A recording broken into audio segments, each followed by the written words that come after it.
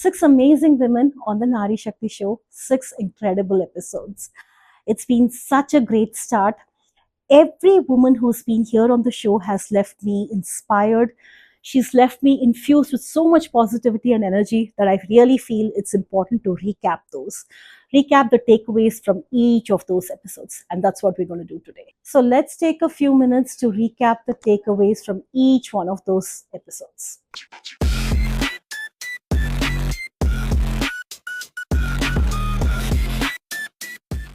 So, Aparna, you started this journey of the Nari Shakti show with Kavita. She spoke about her rebirth at the age of 42. Why did that resonate with you so deeply? I totally resonated with her because I feel like with time, we are so much deeper and deeper into everything that we do, be it family, be it work, that we forget about ourselves. It's like the Chakravyuh. You just get deeper and deeper, but you do not know how to get out. And that's what Kavita's story was all about. She told us that it's very important to take a step back, think about yourself, introspect, and be the best version of ourselves. And I so resonate with it because that's my story too. You can be late bloomers, but don't stop yourself. That was the takeaway. Let not age or anything else stop you from achieving your dreams. Because I was not in the top percentile.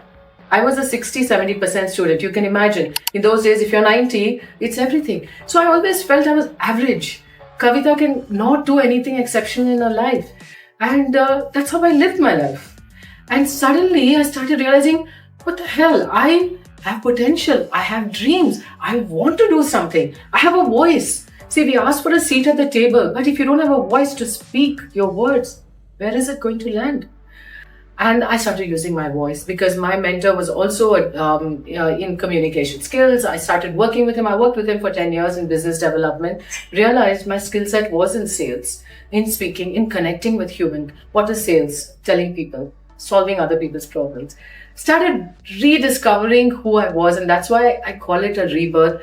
And it's not like one day you get up and say, I'm going to be reborn today. No, it's a process. It takes years, which you didn't do in the beginning. Now you're reworking on yourself.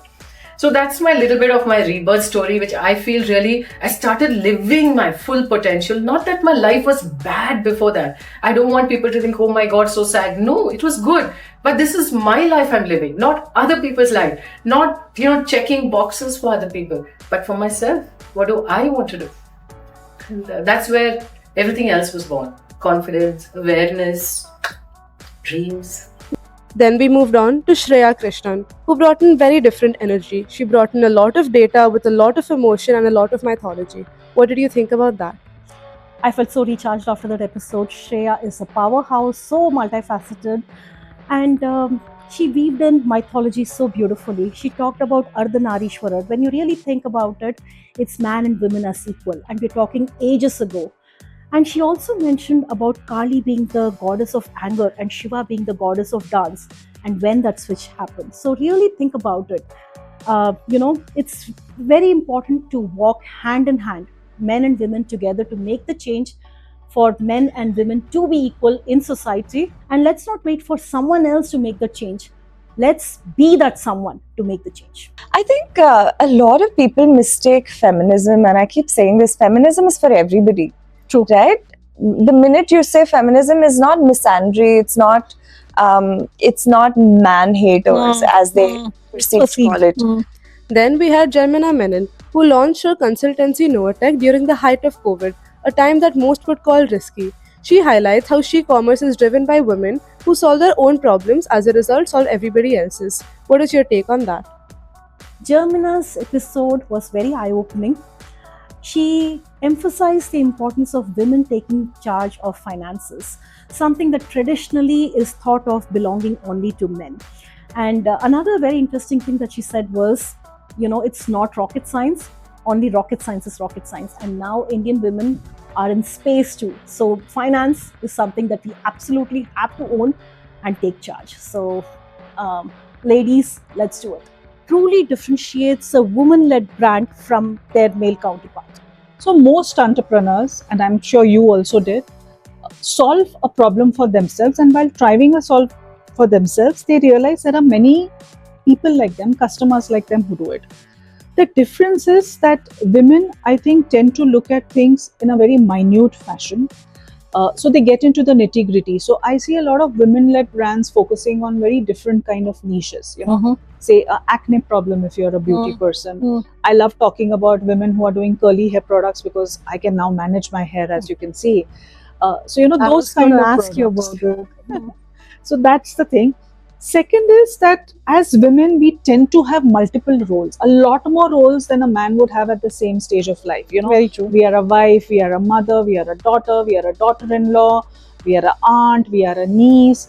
So in all those roles, we see different gaps, and maybe some of those gaps are also being filled by these entrepreneurial women, where they are really seeing up close, and which is where you see them in categories where women are spending more time, be it FMCG, be it beauty, be it fashion and retail like you do, be it the accessories business, and also in tech when they are working, they are looking at solutions which I think are a lot more, say, in life sciences area. We've already seen the women do fantastic in space research in India. So I think women in that sense also are a little more, ethical would be the wrong word, but you know, more focused on being right and, you know, making choices which work for the world comparatively. Comparatively, there are men also in those spaces. I'm not saying they are not there, but women tend to do a lot more of that, and it comes from our nurture ability.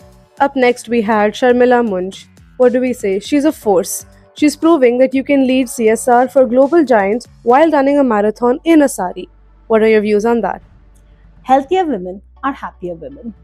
Our body is a temple. Our body is the medium to achieve everything that we want. And if we don't take charge of our health, you know, nothing else matters. So fitness is very important. Let's take the time to, you know, devote at least 10 to 15 minutes every day to own our bodies, to take charge of it and make fitness an everyday goal.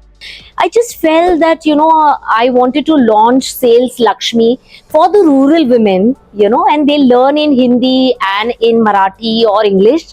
The whole part of how to do sales, how to build a brand. First build your own brand, Even if you're selling laddus, you're a home chef, I want to get all those women together. आप चक्की चला रहे हो कहीं लुधियाना में, पर I have seen those women coming and running in the Vedanta Delhi half marathon. Then we had Anita, who was renting out comic books in 6th grade as her first business. She went from IBM acquisitions to being an early stage investor. How did you feel, and what did you feel after that episode?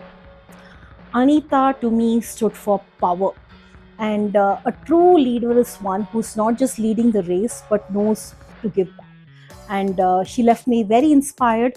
The other thing that really stood out in her conversation was, whatever you do not do it with expectations. If you do something for the other person, do not expect the same from the other person.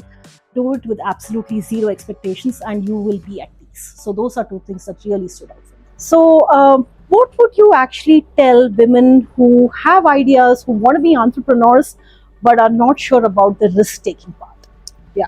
So I think after interacting with so many women that have become entrepreneurs or that want to become entrepreneurs, I think what it is they overestimate the risk. A lot of people, like when I became an entrepreneur, let's say in grade 6, right? What is the risk? The risk came true, which is I lost all my books. Nobody returned my books back, right? Okay. But that is okay. I learned something from it. Unless you set a process for, collecting the money or collecting your stuff back, you're not going to grow your business and you're not going to survive. So every time in life when you take a risk, right, there is either you become successful or you learn something that is useful for the next phase of your life.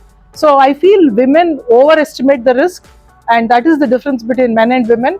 Men jump into it knowing that there is risk. Women, we always hesitate. That is the thing. That is the difference between. Very well said. Yeah. I also think it's because women tend to be a little bit more cautious when it comes to the finances part. There's money involved in the business.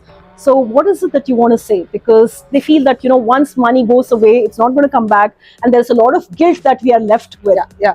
I think fundamentally and foundationally what happens in every family, your family, my family, every family is women safeguard the family. We kind of, the men, traditionally the way it has been, men earn the money and give it to the family, and the women balances it out and saves it for the children or for any emergencies and all that. So when she has to risk that money and see that go away, so she has two double whammy basically. One is that as an entrepreneur she lost it. Two, as a safeguarder of the family, she's risking the entire family. That is where the double risk and the double stress comes. That is what it is. So, and then one more thing is, you rarely, like for example, in my friends circle, right, males, if they want to invest in any company, they immediately write a check. They say, hey Anita, we are in, this is what it is, and they come on board. Women, they always come back, no matter how good she is, exceptions you and me, but always they say, okay, let me discuss with my family and come back. Women don't spend, women don't invest, women don't network enough. That is a reason. They are more intelligent, they have better planning, they can do things much better. It's that risk-taking ability and that investing freedom that they choose not to give themselves is what makes it bad for women. And then, the last person of this segment of the Nari Shakti show, we had Kavya, an NIT graduate who treated her voice as a global business. She deconstructed the science of charisma for us. What did you think after that episode? Your talent can get you your interview, but the communication is what gets you the job. So she really emphasized the importance of 3 C's: communication, confidence, and charisma. And even if you don't have a lot of talent, it's okay. You can still get the job done with your confidence, charisma, and communication. So when you're doing these live events, does audience reaction typically distract you? It could be one way or the other. Yeah. So I'll probably share one of my favorite rules that I often use is the rule of thirds. Okay. So this would happen, why? Because when you're on stage, there are some people who are eagerly listening to you. Then there are some people who are on the phone because they got a mail. Not that they don't like you, but they got a mail. And oftentimes you're talking something and you're like, hey, I'm doing fine, but why isn't that person listening to me, right? Correct. So what I would do is apply the rule of thirds, wherein 30% of the audience are my fans. Okay. I've not even come to the stage. They're my fans because maybe I'm wearing something nice. I got a good smile. I sound good. They're my fans. That's it. The other 30% for me will always be on the fence. They're on the other side. They're on this side. So I will do my best to bring that 30% in my arena. The other 30%, they don't care about me, so I will not care about them. Lovely. Oftentimes what happens is when we're presenting, talking, we end up focusing on the last 30%. My point oftentimes whenever I mentor is the fact that you already have 30 in your arena. Let's try bringing the other 30. So 60% will love you no matter what. And I think that's a big win than focusing on the 100%. So I started applying that technique right at the start. And that's when I became comfortable with the eyeballs that were staring at me, or the lack of it, if I would put it.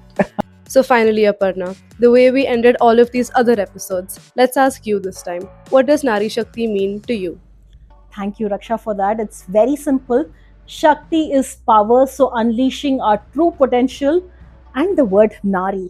We as women shouldn't limit ourselves just because we're women. So don't let anything stop us. For me, Nari Shakti is your inner strength. It is, I think, the courage to choose yourself, the ability to know that you can begin at any time. Whereas anger in the Kali's context is the most powerful thing to destroy Rakta Bija. And if you were to take that equivalent, it's negative thoughts, it's negative energies, it's negativity in the world. And when you're embodied in that rage and when you're embodied in that anger, it's a deeply powerful thing. I was very focused on what next after advertising, which was, of course, pure marketing as a client, as we would call it, but also which industries I wanted to be, where I wanted to be. Retail was just new. We didn't have the first mall also of the country. You had only 3 or 4 big retail companies, but something told me that would grow, and I decided to focus on retail when Bangalore was the tech hub. One is to empower yourself, to know yourself, to make yourself healthy, to make yourself financially independent. Other thing is what we should never forget, our mother or sisters, try to empower the family first. Nari Shakti is for me empowerment, satisfaction, gratitude, happiness. Very simple. Yeah, very simple. It's For me, Nari Shakti is completion, because the word itself has such cosmic energy that it does not request you to be powerful. It is the very reason why you're powerful. Thank you for showing us so much love. So many of you wrote to us, called us, let us know how much this show has inspired you. So until next week, it's me, Aparna, signing off. We'll be back with another Nari with her story.